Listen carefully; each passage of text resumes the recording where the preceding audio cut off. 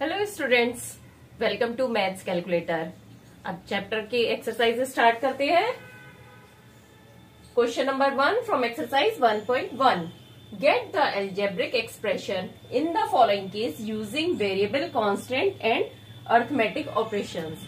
अभी आपने introductory video में देखा कि एल्जेब्रिक एक्सप्रेशंस क्या होते हैं, उनके क्या क्या पार्ट्स हैं, क्या क्या वर्ड्स यूज में आते हैं। तो अब कैसे फॉर्म करनी है इसकी एक्सरसाइज देखते हैं।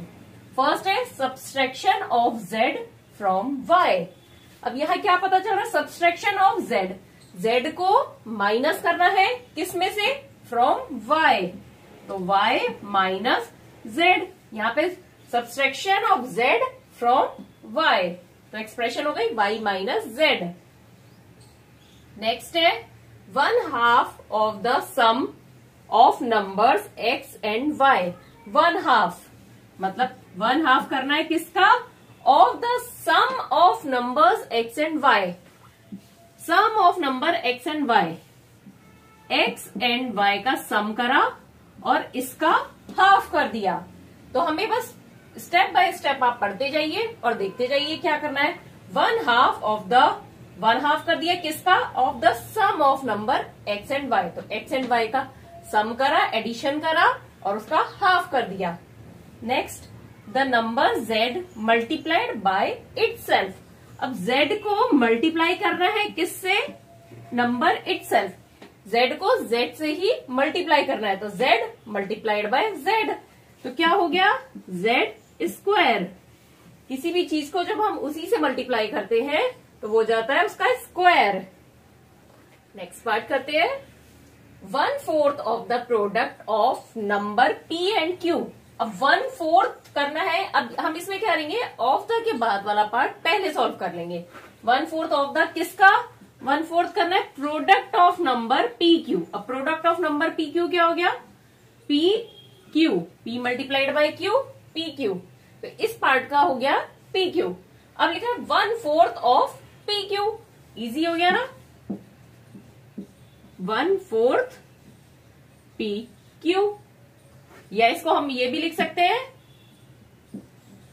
p q by 4, 1/4 of p q। Next है numbers x and y both squared and added.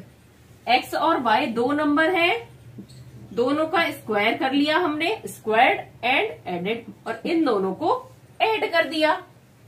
Next number 5 added. अब नंबर 5 को ऐड करना है किसी चीज में, 5 लिखा और प्लस, मतलब दो, एक टर्म 5 है। अब दूसरे टर्म के लिए देखते हैं क्या है, added to 3 times to the product of number m and n।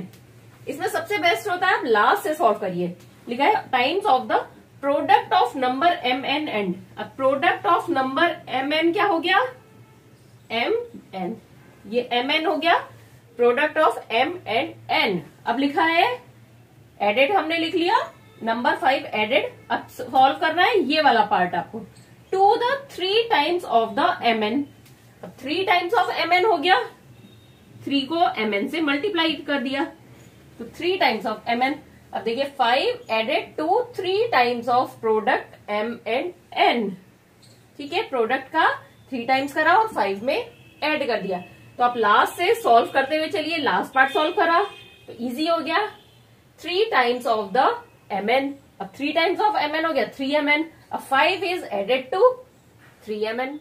Question के नेक्स्ट पार्ट पर आते हैं। Product of numbers y and z subtracted from 10। अब यहाँ पे क्या है, product of number x and y and z, sorry, तो ये क्या हो गया, y z प्रोडक्ट हो गया, इन दोनों को मल्टीप्लाई किया। अब लिखा है नेक्स्ट, तो क्या हो गया, वाई जेड सब्सट्रैक्टेड फ्रॉम 10। भाई इसकी जगह हम पूरी इस लाइन की जगह बोल सकते हैं वाई जेड, तो y z subtracted from 10। Y z को सब्ट्रैक्ट करना है किसमें से, 10 में से, तो हो गया 10 minus y z. Last part करते हैं। Sum of numbers a and b subtracted from their product. अब इसको सॉल्व करें। Sum of numbers a and b, sum of numbers a and b क्या हो गया, a प्लस b। ठीक है, अब है सब्सट्रैक्टेड। अब जहां पर भी इस टाइप के क्वेश्चंस में सब्सट्रैक्टेड या एडिशन आ जाए, दैट मीन्स वो टर्म चेंज हो रहा है। एक टर्म हो गया a प्लस बी। अब नेक्स्ट टर्म है फ्रॉम देयर प्रोडक्ट। तो फ्रॉम देयर प्रोडक्ट मतलब क्या है, a और b वेरिएबल है तो उनका प्रोडक्ट हो गया a b। तो a plus b subtracted from a b. तो ए बी में से क्या सब्सट्रैक्ट कर रहे हैं आप, a प्लस बी को। तो अब फिर से पढ़ लीजिए, sum of numbers a and b subtracted from their product. तो अब इसमें कुछ भी डाउट है तो आप मुझे कमेंट करके जरूर क्लियर करिए, और अगर आपको अच्छा लगे तो चैनल को लाइक, सब्सक्राइब और शेयर करिए। Identify the term and their factors in the following expression. अब यहाँ कुछ एक्सप्रेशंस दी है, लास्ट क्वेश्चन में आपको एक्सप्रेशन फॉर्म करनी थी। यहाँ एक्सप्रेशन गिवन है और उनमें क्या टर्म है और उन टर्म्स में क्या क्या फैक्टर्स हैं वो बताने हैं हमें। Show the term and factor by the tree diagram, और ट्री डायग्राम के थ्रू बताना है। अब जैसे यहाँ पे एक्सप्रेशन है x माइनस 3, तो सबसे पहले हम ऊपर क्या लिखेंगे, ट्री में इसके क्या क्या फैक्टर्स हैं। इसमें फैक्टर्स नहीं, टर्म। पहले टर्म, एक टर्म हो गया x, एक हो गया 3। अब इसके कोई और फैक्टर्स नहीं है क्योंकि इसमें आगे कुछ भी मल्टीप्लीकेशन में नहीं है, तो ये इसके फैक्टर्स टर्म हो गए और यही इसके फैक्टर होंगे। नेक्स्ट है 1 प्लस एक्स स्क्वायर। अब इस एक्सप्रेशन में कितने टर्म है, 1 2 3। फर्स्ट है 1, सेकंड है टर्म x और थर्ड है एक्स स्क्वायर। टर्म क्या होते हैं, जो अनलाइक है टर्म, वही हम टर्म मानेंगे इसमें। अगर ये दोनों सेम होते तो ये ऐड या सब्सट्रैक्ट हो जाते। अब देखिए ये 1 है, ये x है टर्म, अब ये एक्स स्क्वायर टर्म है, इसके दो फैक्टर हैं। दो फैक्टर कैसे, एक्स स्क्वायर कैसे बना है, x मल्टीप्लाइड x को x से मल्टीप्लाई किया है, तो इसमें दो फैक्टर्स क्या हो गए, एक फैक्टर हो गया x और दूसरा फैक्टर भी हो गया x। इस एक्स स्क्वायर टर्म के दो फैक्टर्स हैं, x और x। नेक्स्ट है y माइनस वाई क्यूब। अब इसमें क्या टर्म्स है, दो टर्म है, एक y और एक y क्यूब। अब जैसे यहाँ पे एक्स स्क्वायर एक्स को मल्टीप्लाई करना था x से तो बना, ऐसे ही y क्यूब कैसे बना, y को अपने आप से 3 बार मल्टीप्लाई किया, y multiplied y multiplied y। तो इसके कितने फैक्टर्स हो गए, 3 फैक्टर हो गए, y स्क्वायर के 3 फैक्टर है और y का एक सिंगल फैक्टर है। नेक्स्ट पार्ट करते हैं, 5xy square plus 7x square y। 5xy square plus 7x square y।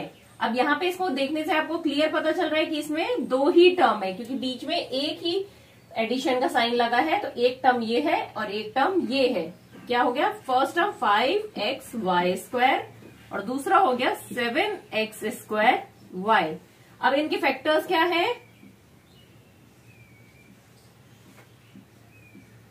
First factor है 5, मतलब फैक्टर मतलब वो टर्म किस किस चीज को मल्टीप्लाई करके बना है, 5।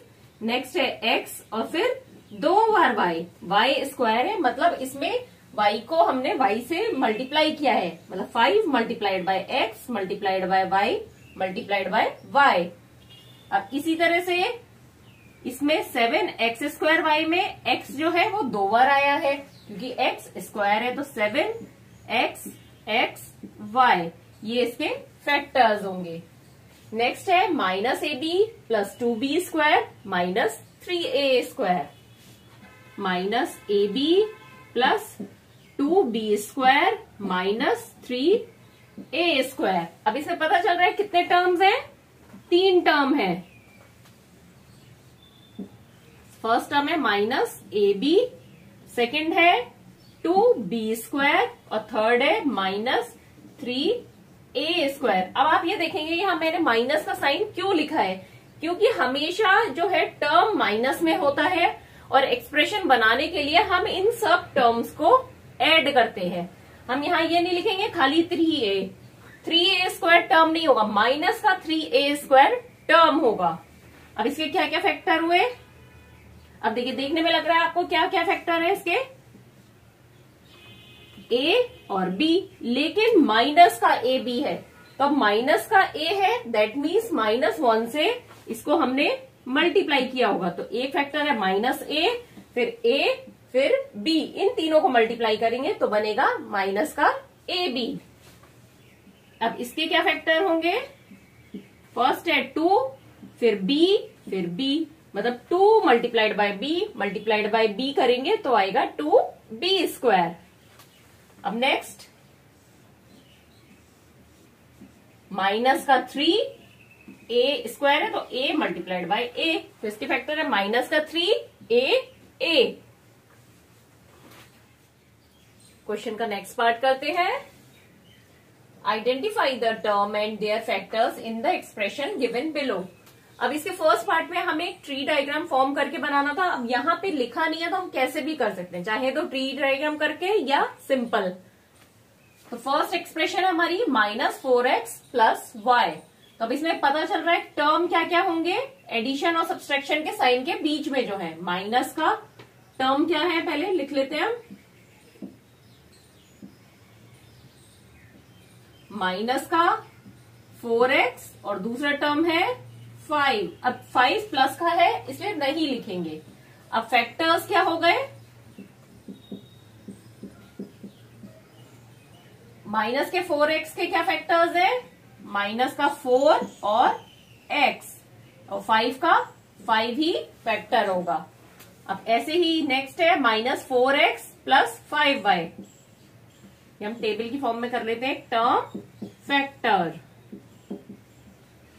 तो टर्म क्या हो गया इसका, फर्स्ट टर्म -4x और दूसरा हो गया 5y, ठीक है। अब फैक्टर्स देखते हैं, माइनस का 4x के क्या फैक्टर है, एक फैक्टर है माइनस का 4 और दूसरा है x। अब इसमें क्या फैक्टर्स है, 5 और y।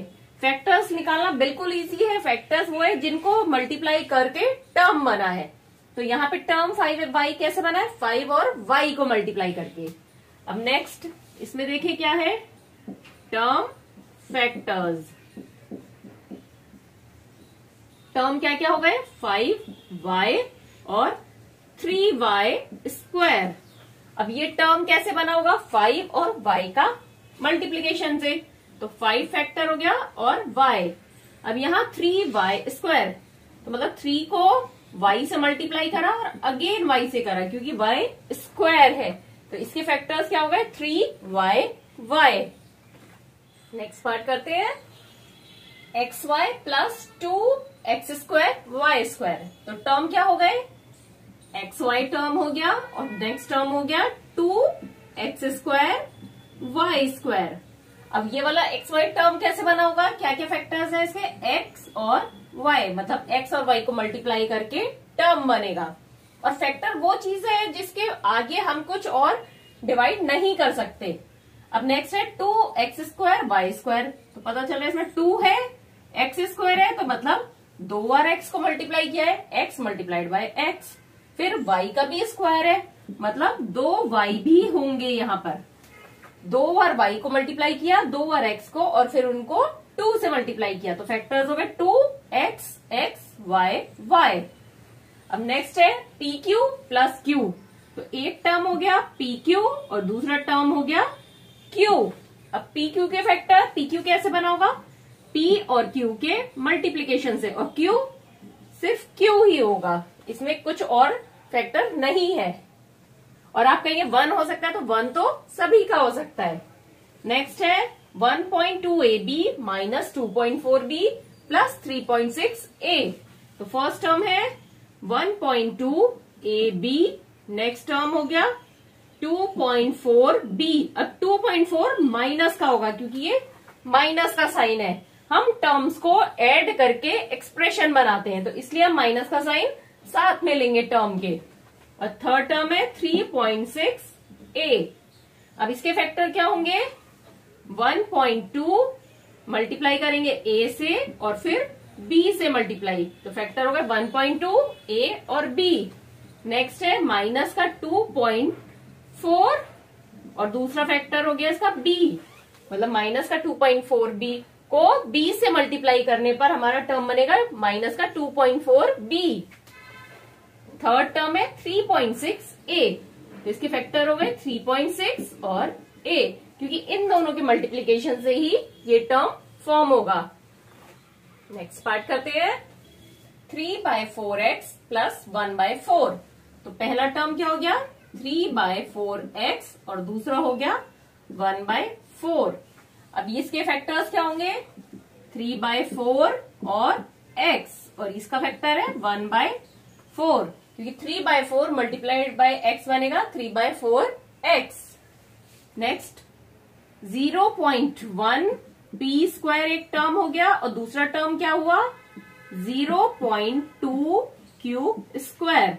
अब ये कैसे बना होगा हमारा 0.1 multiplied by P multiplied by P, तो पहला फैक्टर है 0.1, फिर दूसरा फैक्टर हो गया p, तीसरा फैक्टर हो गया p।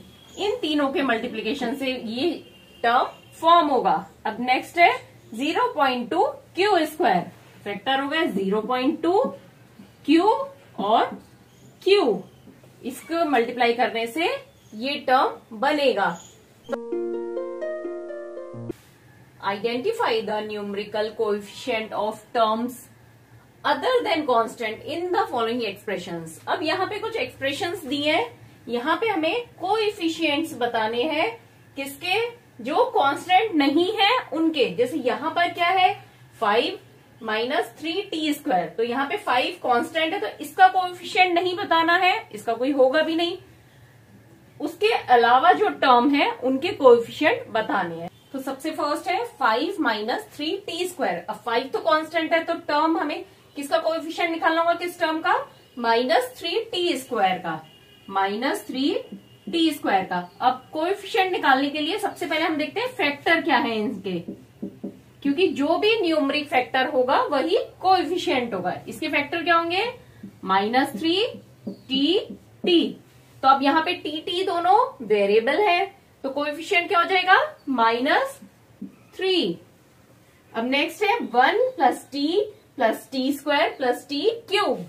अब यहाँ पे 1 तो क्या है हमारा कांस्टेंट है और कांस्टेंट का कोई कोएफिशिएंट नहीं होता है। तो अब इसमें क्या क्या टर्म है टी स्क्वायर टी क्यूब, जिसका हमें कोएफिशिएंट फाइंड आउट करना है टी स्क्वायर और टी क्यूब। तो अब इसके फैक्टर है टी, इसके है टी और टी, क्योंकि टी स्क्वायर है दैट मीन्स टी को टी से मल्टीप्लाई करा होगा। फैक्टर क्या होता है जिसके मल्टीप्लीकेशन, जिसको आपस में मल्टीप्लाई करें तो प्रोडक्ट क्या आएगा टर्म आएगा। ये है टी क्यूब, तो मतलब 3 बार टी है। अब देखिए यहाँ पे आप देख रहे होंगे कोई भी न्यूमेरिकल फैक्टर नहीं है, तो आपको लगेगा कोएफिशिएंट कुछ भी नहीं होगा। जब कोई न्यूमेरिकल फैक्टर नहीं होगा तो उसका कोएफिशिएंट होगा 1, क्योंकि 1 को किसी से भी मल्टीप्लाई करेंगे तो उसमें कुछ फर्क नहीं पड़ता है, मतलब 1 सभी का फैक्टर होता है। तो इन सबका कोएफिशिएंट हो गया 1। नेक्स्ट है x plus 2xy plus 3y। ये तीनों ही वेरिएबल वाले हैं, कोई कांस्टेंट टर्म नहीं है, तो इन तीनों का ही हम कोएफिशिएंट निकालेंगे। सबसे फर्स्ट है टर्म x, सेकंड है 2xy और थर्ड है 3y। तो x का फैक्टर क्या हो गया, इसको फैक्टराइज करेंगे तो x 2xy का 2x और y, 3y का 3 और y। अब x में कोई भी न्यूमेरिकल फैक्टर नहीं है, दैट मीन्स इसका कोएफिशिएंट क्या होगा 1। 2xy, यहाँ पे 2 है न्यूमेरिकल फैक्टर किसका, वेरिएबल xy के साथ में, तो 2xy टर्म का कोएफिशिएंट हो गया 2। नेक्स्ट है 3 और y, मतलब 3 को y से मल्टीप्लाई करते हैं तो टर्म बना 3y। तो यहाँ न्यूमेरिकल फैक्टर क्या है 3, तो मतलब कोएफिशिएंट हो गया 3। y का वेरिएबल कोएफिशिएंट है 3। अभी हम आगे की कर रहे हैं, अगर आपको नहीं समझ में आए तो मुझे तुरंत कमेंट करिए, मैं आपको और क्लियर करूंगी। नेक्स्ट पार्ट करते हैं 100m प्लस 1000n। तो पता चल रहा है टर्म कौन से हैं, ये दो, 100m और 1000n। अब इनके फैक्टर्स देखते हैं क्या है, 100 और m, इसके फैक्टर है 1000 और n। अब इस फैक्टर में न्यूमरल फैक्टर क्या है, 100 और 1000, तो कोएफिशिएंट हो गया 100 और इसका कोएफिशिएंट हो गया 1000, मतलब m का कोएफिशिएंट 100 एंड n का कोएफिशिएंट 1000। नेक्स्ट है -p²q² और प्लस 7pq। तो टर्म क्या हो गया, फर्स्ट टर्म हो गया -p²q² और सेकंड टर्म हो गया 7pq। अब इसमें फैक्टर्स क्या होंगे, अब ये माइनस का है तो क्या हम करेंगे, -1 p q। इसमें हम -p नहीं होगा फैक्टर, कोई भी वेरिएबल कभी भी फैक्टर की फॉर्म में हम लिख रहे हैं तो वो माइनस में नहीं होगा, उसका लिए हम करेंगे -1। नेक्स्ट इसमें 7pq में क्या हो गया, 7p और q। तो यहाँ पे इन दोनों में न्यूमरल फैक्टर क्या है, -1 और 7, -1 और 7। तो इसका कोएफिशिएंट क्या हो गया, -1 एंड 7। नेक्स्ट है 1.2a प्लस 0.8b। तो फर्स्ट टर्म क्या हो गया, 1.2a और सेकंड टर्म क्या हो गया, 0.8b। अब फैक्टराइज करेंगे तो 1.2 और a, ये तभी तो आएगा 1.2a, 1.2 मल्टीप्लाइड बाय a, तो फैक्टर्स हो गए 1.2 और a, तो 0.8 और b, इसके दो फैक्टर्स हो गए। तो इसमें न्यूमरल फैक्टर क्या है, 1.2 और 0.8, ये इसके कोएफिशिएंट है। कोई भी क्वेश्चन हो आप उसको पार्ट्स में डिवाइड करते जाइए। जैसे यहाँ पे हमें इसका कोएफिशिएंट पता करना था तो सबसे पहले हमने इसमें से टर्म फाइंड आउट किया, टर्म के बाद उसके फैक्टर्स निकाल लिए। अब फैक्टर में जो भी न्यूमरल है वो इसका कोएफिशिएंट हो गया। नेक्स्ट पार्ट करते हैं 3.14 r²। तो ये कौन सी है, हमारी मोनोमियल, जिसमें कि एक ही टर्म है हमारा 3.14 r²। अब इसको फैक्टराइज करते हैं तो 3.14 r और r, क्योंकि r² है दैट मीन्स r को हमने 2 बार मल्टीप्लाई किया है। तो अब इसमें न्यूमरल फैक्टर क्या है, 3.14, तो इसका कोएफिशिएंट हो गया 3.14। नेक्स्ट है 2 ब्रैकेट में l प्लस b। अब देखिए ये वाली जो आपकी एक्सप्रेशन दी है इसको पहले हम थोड़ा सॉल्व करेंगे, इजी करेंगे टर्म फाइंड आउट करने के लिए। ब्रैकेट को ओपन करेंगे तो हो गया 2l प्लस 2b, दोनों से मल्टीप्लाई हुआ ना जब ब्रैकेट खुलेगा, तो 2 को l से करा और 2 को b से मल्टीप्लाई किया, तो अब ये हमारी एक्सप्रेशन बन गई। तो 2l प्लस 2b, तो दो टर्म हो गई 2l 2b। अब इनके फैक्टर क्या हुए, 2 और l और इसका 2 और b। अब न्यूमरल फैक्टर क्या है, वो कोएफिशिएंट हो जाएगा 2 और 2, तो दोनों का ही कोएफिशिएंट क्या है 2। क्वेश्चन का लास्ट पार्ट है 0.1y प्लस 0.01y²। तो दो टर्म है 0.1y और दूसरा टर्म है 0.01y²। फैक्टराइज करते हैं तो 0.1 और y, और नेक्स्ट को फैक्टराइज करेंगे तो क्या हो जाएगा 0.01 y एंड y, दो बार है y तो y y। अब इसमें न्यूमरल पार्ट क्या है, वो कोएफिशिएंट हो जाएगा 0.1 और 0.01।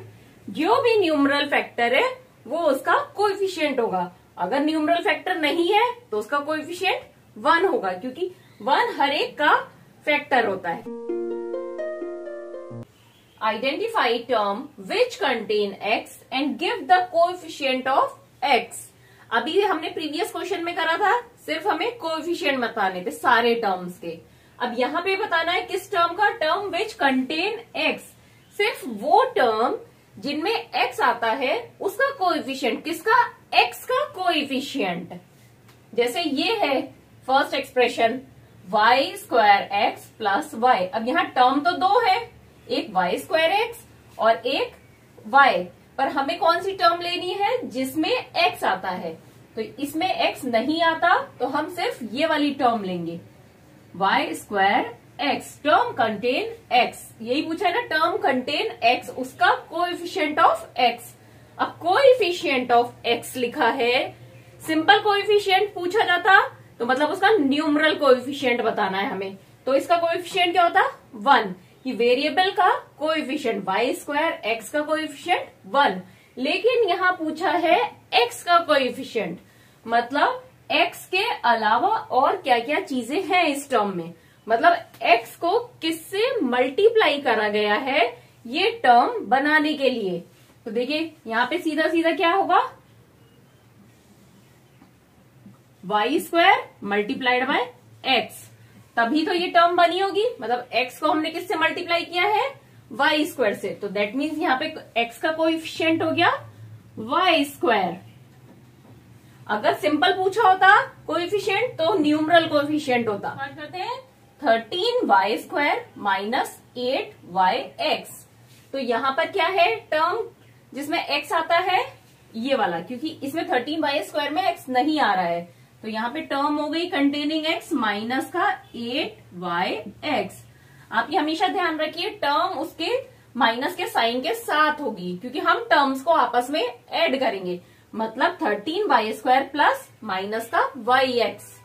तो अब इसमें एक्स को किससे मल्टीप्लाई किया है, मतलब एक्स को इस टर्म में अगर हम सेपरेट करेंगे तो क्या बचा यहाँ पे, माइनस का 8 वाई, एक्स को माइनस का 8 वाई से मल्टीप्लाई करेंगे तो आएगा वाई स्क्वायर, तो माइनस का 8 वाई मल्टीप्लाइड बाय एक्स, तो ये टर्म फॉर्म होगी, तो इसका कोएफिशिएंट हो गया माइनस 8 वाई, हमेशा साइन साथ में चलेगा।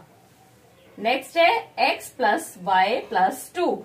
अब यहाँ पे एक ही टर्म है जिसमें एक्स आता है, अब सिंपल है, इसका कोई कोएफिशिएंट नहीं दिख रहा है, तो एक्स को फॉर्म करने के लिए क्या किया होगा, एक्स मल्टीप्लाई 1, तो कोएफिशिएंट हो गया एक्स का 1। कोएफिशिएंट का मतलब होता है कोएफिशिएंट ऑफ एक्स, मतलब एक्स को किस चीज से मल्टीप्लाई करा जिससे उस टर्म का फॉर्मेशन हुआ। तो यहाँ पे एक्स को हमने करा है वाई स्क्वायर से मल्टीप्लाई, जिससे बना वाई स्क्वायर एक्स, यहाँ पे माइनस 8 वाई से करा और नीचे 1 से करा।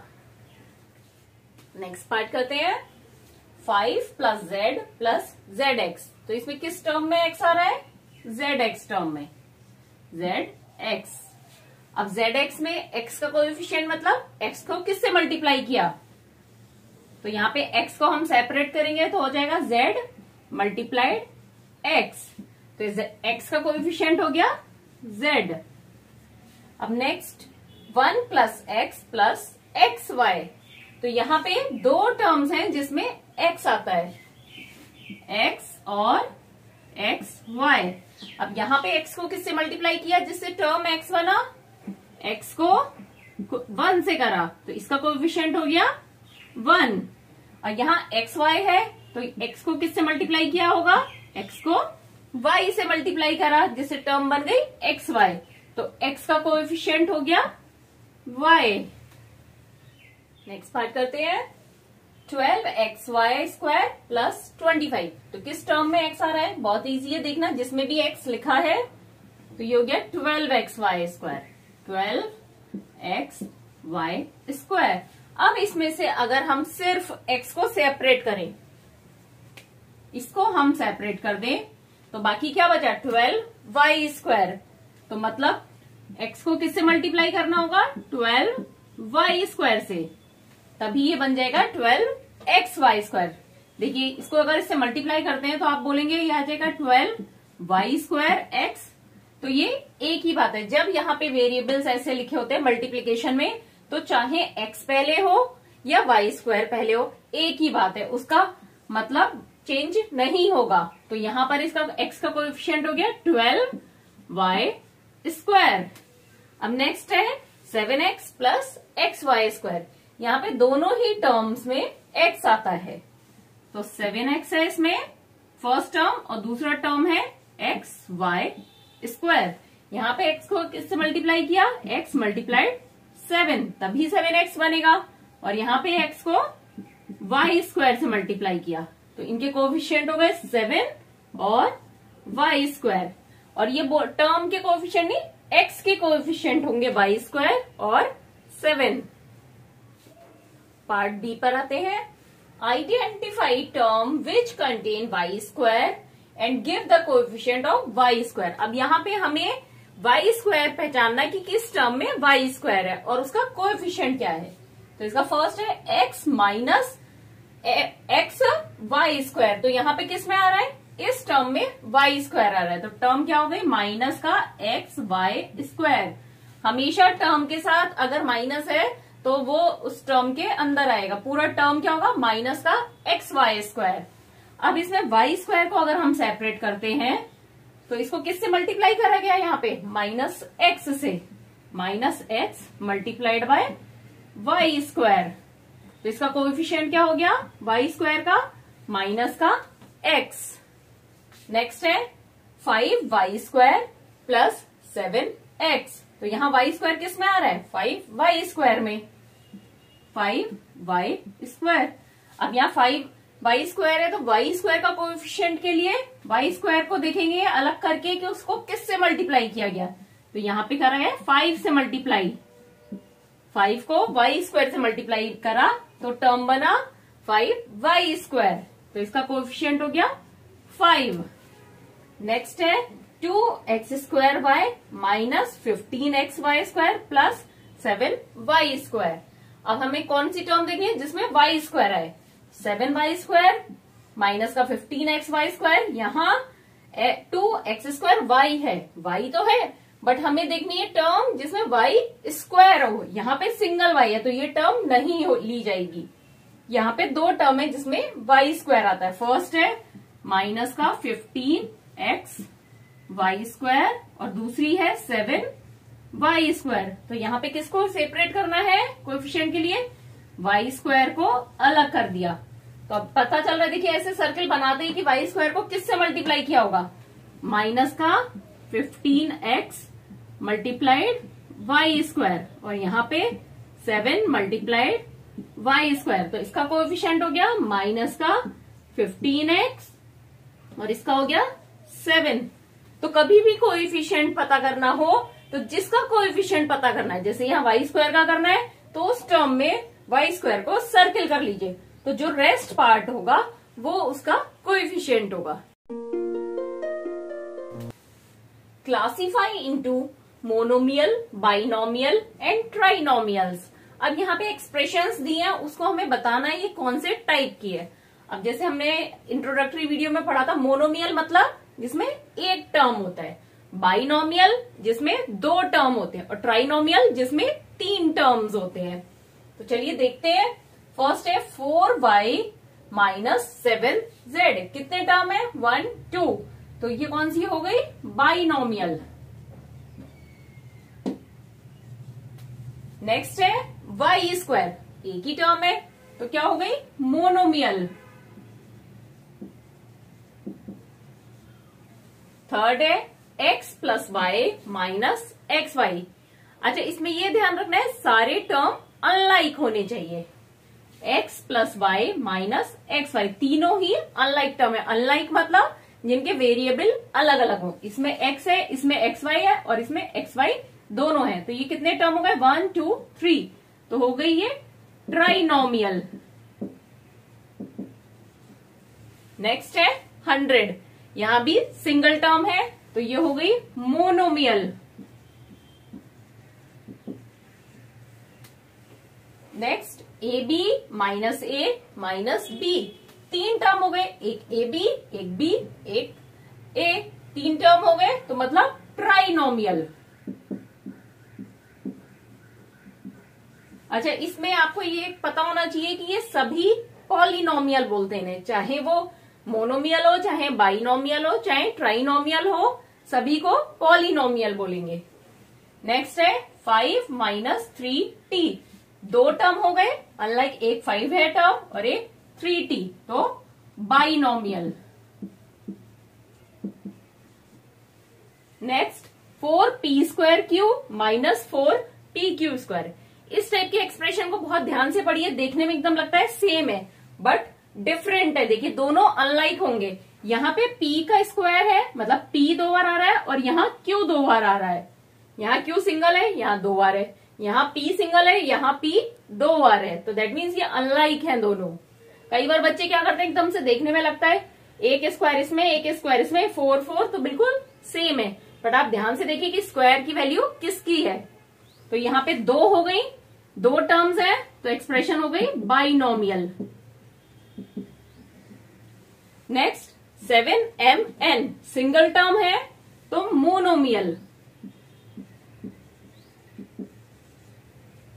Next z² minus 3z plus 8 तीन टर्म है तो ट्राइनोमियल। बहुत इजी होते हैं बट थोड़ा कंफ्यूजिंग होते हैं, तो एग्जाम में आप बिल्कुल ध्यान से देखिए कि अनलाइक टर्म्स होने चाहिए। a² प्लस b², दो टर्म है, क्लियर पता चल रहा है, एक a² है एक b² है, तो क्या हो गई binomial. Next z² plus z, दो है, एक में सिंपल z है और एक में z 2 बार है, मतलब z को उससे मल्टीप्लाई किया गया है, तो ये 2 है तो हो गई बाइनोमियल। नेक्स्ट 1 प्लस x², तो कितने टर्म हो गए 3, एक 1 एक x और एक x², तो हो गई ये trinomial.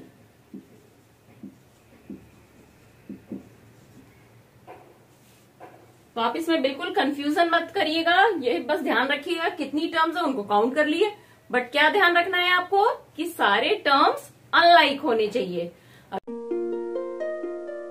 State whether a given pair of term is of like और अनलाइक टर्म्स। अब यहाँ पे दो टर्म के पेयर दे रखे हैं, हमें बताना है वो लाइक है या अनलाइक।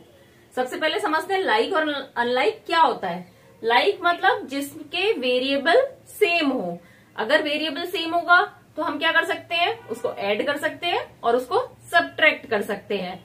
अगर वेरिएबल अलग अलग होंगे, डिफरेंट होंगे, तो वो अनलाइक होंगे, तो हम उसे ऐड और सबट्रैक्ट नहीं कर सकते। तो देखते हैं फर्स्ट क्या है 1 और 100। अब इसमें कुछ भी वेरिएबल नहीं है, दैट मीन्स 1 और 100 को इजीली हम ऐड कर सकते हैं। 100 प्लस 1 101, तो ये क्या हो गया लाइक टर्म्स। नेक्स्ट है -7x और 5/2x। अब यहां वेरिएबल क्या है x और इसमें वेरिएबल क्या है x। देखिए -7x में क्या है वेरिएबल x और 5/2x में वेरिएबल क्या है x। दोनों में वेरिएबल सेम है, तो दैट मीन्स ये भी होंगे लाइक टर्म होंगे, क्योंकि जब वेरिएबल सेम होता है तो हम इनका एडिशन और सब्सट्रैक्शन कर सकते हैं। थर्ड है माइनस का 29x माइनस का 29y। अब देखिए इनमें वेरिएबल क्या है 29x माइनस का और माइनस का 29y। इसमें वेरिएबल क्या है x, इसमें वेरिएबल है y। अब इसमें x है इसमें y है, दोनों में डिफरेंट है, दैट मीन्स ये अनलाइक है। सिंपल है, आप वेरिएबल को अलग कर लीजिए उसके न्यूमरल पार्ट से, और अगर वो सेम है तो वो लाइक होंगे, अगर अलग अलग है तो अनलाइक होंगे। नेक्स्ट पार्ट करते हैं 14xy और 42yx। देखते हैं इनमें वेरिएबल क्या है। 14xy में क्या है वेरिएबल x और y, और 14 क्या है न्यूमरल। और नेक्स्ट है 42yx, इसमें क्या है वेरिएबल yx। अब देखिए यहाँ xy है वेरिएबल, यहाँ yx है, तो ये सेम है। वेरिएबल का अगर सीक्वेंस चेंज हो जाता है तो उससे कोई फर्क नहीं पड़ेगा, चाहे xy हो या yx हो, दोनों सेम है, क्योंकि x को y से मल्टीप्लाई कर रहे हैं और यहाँ पे भी x और y मल्टीप्लाई हो रहे हैं, तो दैट मीन्स यहाँ पे वेरिएबल सेम है दोनों के, तो ये है लाइक फ्रैक्शन हमारे, सॉरी लाइक टर्म्स हैं दोनों। Next 4m² p 4 m p square. तो 4m स्क्वायर पी में क्या वेरिएबल है? m स्क्वायर पी और 4 तो कांस्टेंट वैल्यू है। 4m पी स्क्वायर में क्या वेरिएबल है? m P square. अब देखिए, देखने में एकदम से लगेगा कि सेम है, यहां भी एम पी है, यहां भी एम पी, यहां भी एक स्क्वायर है, यहां भी स्क्वायर है, लेकिन यहां m स्क्वायर है और यहां p स्क्वायर है। इसका क्या मतलब है?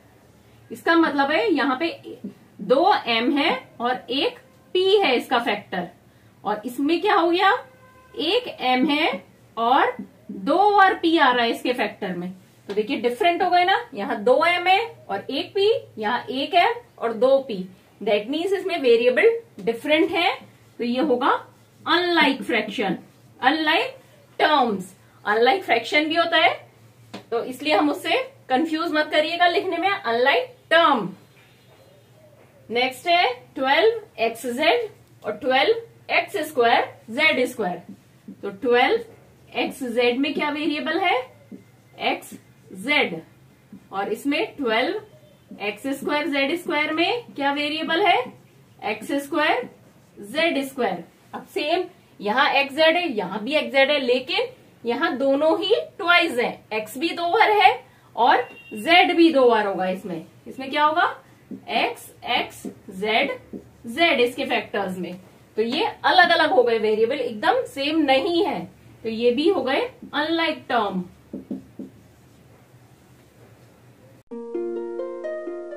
Identify like term in the following. अब यहाँ पे हमारे को कुछ टर्म्स दे रखे हैं, हमें उनमें लाइक टर्म्स के पेयर या 3 जो भी है बताने की कौन कौन से लाइक टर्म है आपस में। तो सबसे फर्स्ट है एक्स वाई स्क्वायर। यहाँ पे क्या है वेरिएबल? x और y। तो हम यहाँ लिख लेते हैं, पहला है हमारा x y स्क्वायर। अब हमें इसका लाइक टर्म कौन सा होगा? जिसमें x y स्क्वायर वेरिएबल होगा। तो देखते हैं x y स्क्वायर किसमें? यहाँ y x स्क्वायर है, ये रहा, यहाँ x स्क्वायर है, यहाँ x y स्क्वायर है। ये देखिए इसमें भी x y स्क्वायर है, यहाँ भी x y स्क्वायर है। तो ये इसका लाइक टर्म होगा 2xy स्क्वायर। दोनों में ही xy स्क्वायर वेरिएबल है। अब नेक्स्ट हम देखते हैं माइनस का 4yx स्क्वायर। 4yx स्क्वायर में अब वेरिएबल क्या है? yx square. अब देखते हैं yx स्क्वायर किसमें है? यहाँ सिंपल y है, यहाँ x स्क्वायर है, x यहाँ yx है, पर हमें क्या देखना है? yx square. ये रहा 20x स्क्वायर y। अब इसमें सीक्वेंस चेंज हो गया, लेकिन x स्क्वायर में है और y सिंगल इसमें है, तो इसका लाइक फ्रैक्शन क्या हो गया? 20x square y। और भी है क्या कोई? ये x स्क्वायर है, ये y, xy, 3x, कोई भी और नहीं है। नेक्स्ट है 8x स्क्वायर। 8x स्क्वायर, इसमें वेरिएबल क्या है? x square. तो देखिए कहां पर है x स्क्वायर? ये रहा, माइनस का 11x स्क्वायर। दोनों में ही x स्क्वायर है वेरिएबल, तो दोनों लाइक टर्म है। और किसी में है x स्क्वायर? यहाँ x yx, ये रहा, माइनस का 6x स्क्वायर, माइनस का 6x स्क्वायर। तो ये तीनों ही टर्म आपस में एक दूसरे से लाइक टर्म्स हैं। और किसी में एक्स स्क्वायर नहीं, और किसी में भी एक्स स्क्वायर नहीं है। अब नेक्स्ट क्या हो बचा है? 7y। 7y। अब इसमें वेरिएबल क्या है? y। तो अब हम देखेंगे y किस किस में है? y इसमें है, लेकिन है yx, सिंपल y होना चाहिए वेरिएबल। ये रहा, इसमें हो गया y। तो ये 7y किसका लाइक टर्म है? y का। अब यहाँ पे xy है, यहाँ 3x है। अब नेक्स्ट अब क्या बचा? 100x, माइनस का 100x। अब इसमें वेरिएबल क्या है? x। तो हम देखेंगे x वेरिएबल और कहां पर है। अब ये देखिए x वेरिएबल इसमें भी है yx में, लेकिन y के साथ है। यहाँ वेरिएबल है y और x। सिर्फ x वेरिएबल जहां होगा वो इसका लाइक होगा। यहाँ भी xy है, ये रहा 3x। तो माइनस का 100x का लाइक टर्म क्या होगा? 3x। अब क्या बचा? माइनस का 11yx, इसमें वेरिएबल क्या है yx, तो yx और कहां पर है, ये रहा xy। सीक्वेंस चेंज हो गया, उससे कोई फर्क नहीं पड़ता क्योंकि ये मल्टीप्लीकेशन में है, तो इसका लाइक टर्म हो गया 2xy। 11yx का लाइक टर्म है 2xy। क्वेश्चन के नेक्स्ट पार्ट पर आते हैं। इसमें भी सेम हमें लाइक टर्म्स आइडेंटिफाई करने हैं। तो सबसे फर्स्ट है 10pq। अब जब भी pq के साथ आते हैं वेरिएबल तो आप बहुत ध्यान से करिएगा, क्योंकि जो नोटबुक में प्रिंटेबल होता है p और q स्मॉल लेटर्स में, वो एकदम सेम लगता है, मिरर इमेज, तो बच्चे कई बार कंफ्यूज हो जाते हैं। तो आप ध्यान से पढ़िएगा क्या कौन सा p है कौन सा q है। तो 10pq, तो अब यहाँ पे हमें कौन सा होगा लाइक टर्म, कौन सा ढूंढना है जिसका वेरिएबल p और q है, मतलब एक बार p है और एक बार q। यहाँ पे p q p square q square, ये रहा q p, सीक्वेंस अलग हो गया, यहाँ p q है वहां q p हो गया, बट सेम बात है, सीक्वेंस से कोई फर्क नहीं पड़ता है। माइनस का 7q p। और देखते हैं कोई और भी है क्या जिसमें p q है, यहाँ सिर्फ q है, ये सिर्फ कांस्टेंट नंबर है, q square p square constant number, सिर्फ p, ये रहा q p 78 q p। ये देखना है एक बार p एक बार q, सीक्वेंस से कोई फर्क नहीं पड़ रहा, p square q p square p square, तो ये तीनों ही हमारे लाइक टर्म होंगे। अब नेक्स्ट है 7p। अब देखना है किसमें सिर्फ वेरिएबल p है, किस टर्म में, यहाँ q square p square q constant number, q square p square constant p, एक सिंपल आया p नंबर, ये रहा टर्म 2405p। तो 7p किसके लाइक होगा, 2405p के।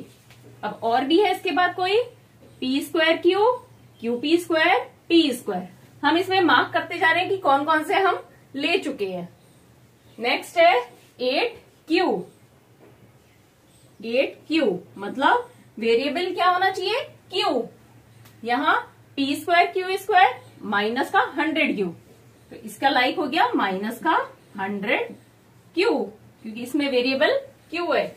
ये constant number q square p square constant number, p square q p square p square, तो ये यहाँ पे दो ही टर्म्स है जो लाइक होंगे, 8q और माइनस का 100q। नेक्स्ट माइनस का p स्क्वायर q स्क्वायर। अब यहाँ वेरिएबल क्या होगा, p स्क्वायर q स्क्वायर, दोनों ही है p q, दोनों स्क्वायर में है, कांस्टेंट नंबर है, ये रहा q square p square. Sequence change हो गया लेकिन दोनों ही एक एक स्क्वायर में है, तो माइनस का 12q स्क्वायर p स्क्वायर। आप जो जो लिखते जा रहे हैं, सॉरी ये यहां नहीं लिखा जाएगा, ये इसका लाइक टर्म है, तो माइनस का 12q स्क्वायर p स्क्वायर। जो जो करते जा रहे हैं उसको आप मार्क करते जाइए। अब p square q p square, अब यहाँ q p है लेकिन एक स्क्वायर में एक नहीं है, यहाँ पे दोनों स्क्वायर में चाहिए इसके लाइक होने के लिए। नेक्स्ट माइनस का 23। अब ये कांस्टेंट नंबर है, तो और कौन सा है कांस्टेंट नंबर हमारा, ये रहा 41, तो कांस्टेंट नंबर के लाइक टर्म होगा। अब नेक्स्ट माइनस का 5p स्क्वायर, सिर्फ p स्क्वायर वेरिएबल है। देखिए और किसमें है p स्क्वायर, ये रहा 701p स्क्वायर, तो ये दोनों लाइक टर्म होंगे। अब क्या बचा, ये बचा हमारा 13p square q, 13p square q। अब यहाँ पे p स्क्वायर में है वेरिएबल और q सिंगल है। देखिए इसके बाद नीचे नेक्स्ट है q p square, sequence change हो गया बट p स्क्वायर में है और q एक ही बार आ रहा है, तो q p square 13p square q के लाइक टर्म होगा। आपको अगर अच्छा लग रहा है, समझ में आ रहा है, तो आगे के अपडेट्स के लिए चैनल को लाइक सब्सक्राइब करिए।